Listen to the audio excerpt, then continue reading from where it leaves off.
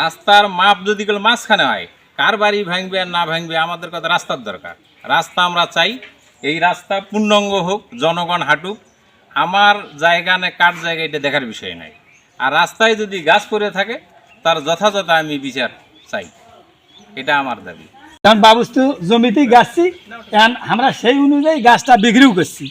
এখন কেউ কেউ করছে যে রাস্তাটা পাকা হবে, এলজিডিটা দেওয়া আছে, এটা কাদু কুদু হয়, তো যার কারণে তোমরা প্রয়োজন হলে যদি অ্যাক্সিডেন্ট যদি রাস্তাটি পরে ভবিষ্যতে, তো তোমরা গাছটা কাটো, অ্যাক্সিডেন্ট পূর্বের হতে পারে যদি মাপযোগ করে কাটা নেই।